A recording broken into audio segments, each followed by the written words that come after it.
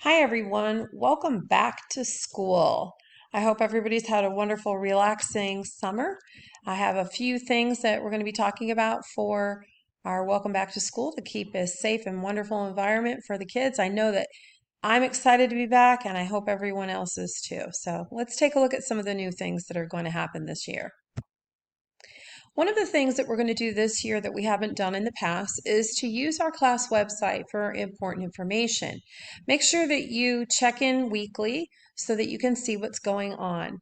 The first thing that we're going to do is look at our weekly homework assignment sheet. That's going to be available on the website instead of the take-home folder.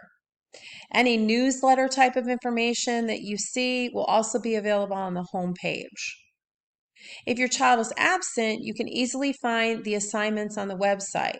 Check the All Grades page and the Grades page for the daily work.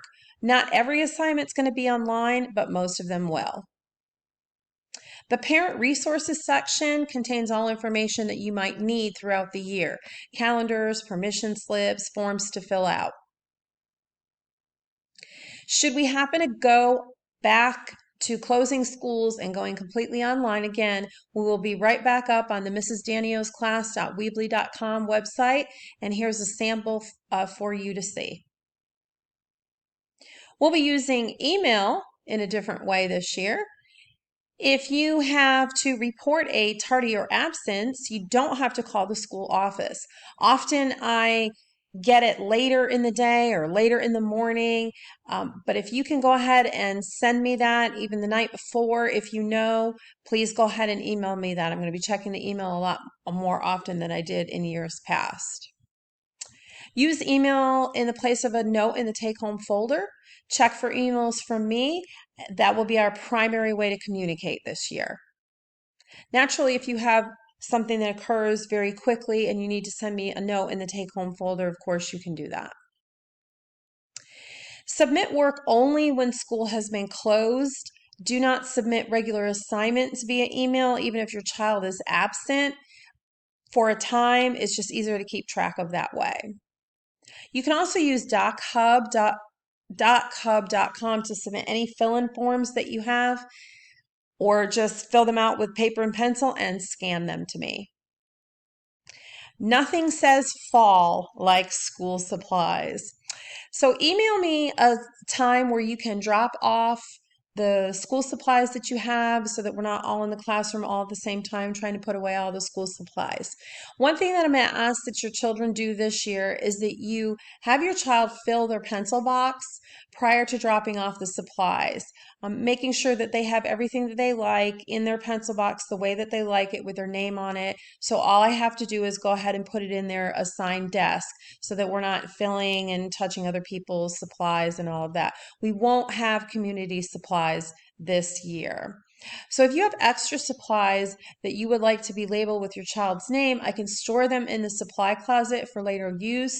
You can put them in a Ziploc baggie and I can put their name on them and keep them in the supply closet for when they need something. You also can keep them at home and send things back. It's entirely up to you. One important thing I want you to know is it gets a little bit crazy during school supply time is to make sure that you label everything with your child's name on it. To keep everyone safe, we're going to be go ahead and cleaning desks and materials several times throughout the day. We're going to be hand sanitizing and cleaning off our desks during the day. So if possible, if your child has a personal hand sanitizer, I know that my granddaughters like those little ones from Bath and Body Works that have a little cute smells and all of that. So if your child would like to keep a personal one at their desk, it would just make it easier for them. This year, I'd like to purchase an organic fragrance-free cleaner rather than using Clorox Cleanup's Wipe. I myself has asthma, and I know that some folks have some reactions to chemicals.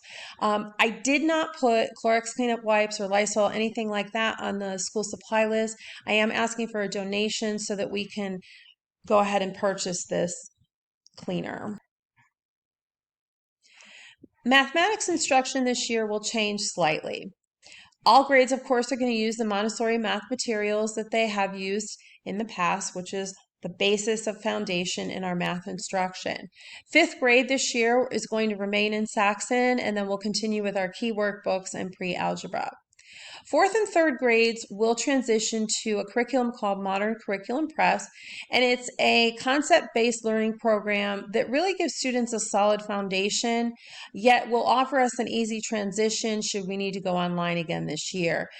I'm going to go ahead and supplement with individual instruction as always, and most students are working at levels higher than their grade level.